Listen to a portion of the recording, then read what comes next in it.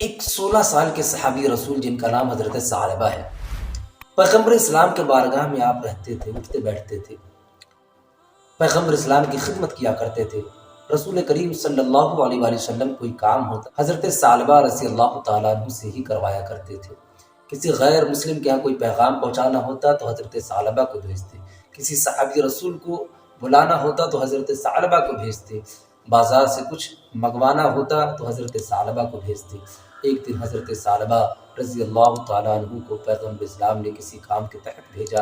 حضرت ثعلبہ رضی اللہ تعالیٰ عنہ جب بازار میں گئے تو ایک عورت نہا رہی تھی، پردہ صحیح طریقے سے نہیں لگا ہوا تھا۔ حضرت ثعلبہ کی نگاہ اس عورت پہ پڑ گئی اور نہاتے ہوئے عورت کو آپ نے دیکھ لیا۔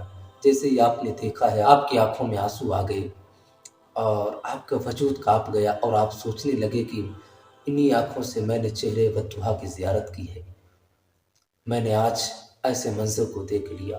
بہت زیادہ پریشان ہو گئے اور سوچنے لگے کہ زمانہ تمہیں خادم رسول اللہ کہتا ہے، رسول کے بارگاہ میں تم رہتے ہو، آج تم نے ایسا کیسے منظر دیکھ لیا؟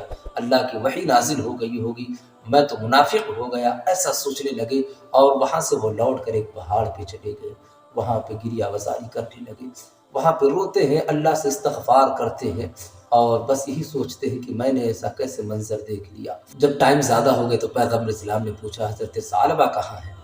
تو لوگوں نے کہا کہ پتہ نہیں۔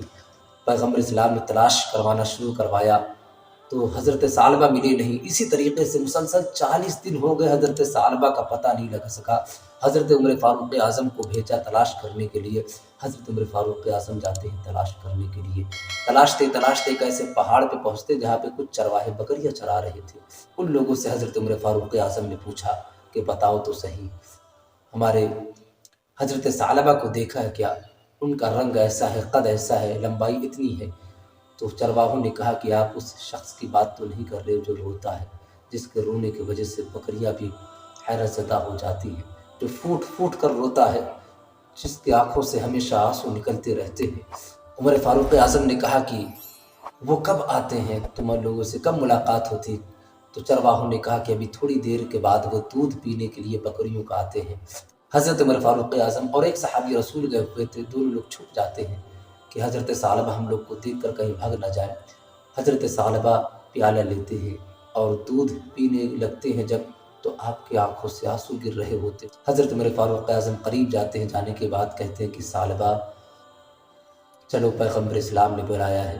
حضرت ثعلبہ کہتے ہیں کہ میرے قریب مت آؤ، میں منافق ہو چکا ہوں، مجھے چھوڑ دو، میری حالت پہ اللہ کی وحی نازل ہو چکی ہوگی۔ حضرت عمر فاروق اعظم نے کہا کہ ثعلبہ تمہیں پیغمبر اسلام نے بلایا ہے۔ حضرت عمر فاروق اعظم پکڑتے ہیں اور بارگاہ مصطفیٰ میں پیش کر دیتے ہیں۔ حضرت ثعلبہ پہلے بہت تندرست تھے، اچھی صحت تھی، لیکن بعد میں بالکل کمزور ہو چکے۔ ان کو ایک بستر پہ سلایا گیا، پیغمبر اسلام آتے ہیں اور حضرت ثعلبہ کا سر اپنی گود میں رکھتے ہیں۔ حضرت ثعلبہ کہتے ہیں کہ یا رسول اللہ، مجھ سے ایسی غلطی ہو، سرزد ہو گئی ہے، میں نے اس حالت میں ایک عورت کو دیکھ لیا ہے، اللہ کی وحی نازل ہو چکی ہوگی، میں منافق ہو چکا ہوں گا نا یا رسول اللہ، میں منافق ہو چکا ہوں گا نا یا رسول اللہ۔ پیغمبر اسلام کہتے ہیں کہ حضرت ثعلبہ صبر رکھو۔ پیغمبر اسلام نے فرمایا کہ کوئی وحی نازل نہیں ہوئی ہے۔ حضرت ثعلبہ کہتے ہیں کہ یا رسول اللہ، میں جہنم کی آگ سے ڈرتا ہوں کہ مجھے جہنم کی آگ میں ڈال دیا جائے گا۔ پیغمبر اسلام نے فرمایا کہ تم اللہ سے کیا توقع رکھتے ہو، اللہ پہ کیا بھروسہ رکھتے ہو؟ حضرت ثعلبہ نے کہا کہ مجھے پورا یقین ہے کہ میرا اللہ مجھے معاف فرما دے گا۔ تو پیغمبر اسلام نے فرمایا کہ بس وہی یقین کامل تم رکھے رہو۔ تھوڑی دیر کے بعد حضرت ثعلبہ کی روح قبض سے انصری سے پرواز کر جاتی ہے، آپ کا انتقال ہو جاتا ہے۔ لیکن جب آپ کا انتقال ہوتا ہے تو آپ کا سر مبارک پیغمبر اسلام کی گود میں تھا۔ یہ بھی ایک خوش قسمت کی بات ہے، یہ بھی ایک خوش نصیبی کی بات ہے۔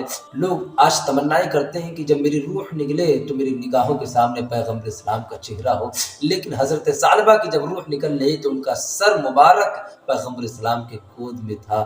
یہ بھی ایک خوش نصیبی کی بات ہے، جسے چاہا در پہ بلا لیا، جسے چاہا اپنا بنا لیا۔ یہ بڑے کرم کے ہے فیصلے، یہ بڑے نصیب کی بات ہے۔ کوئی سلیقہ ہے آرزو کا نہ بندگی میری بندگی ہے، یہ سب تمہارا کرم ہے آقا، کی بات اب تک بنی ہوئی ہے۔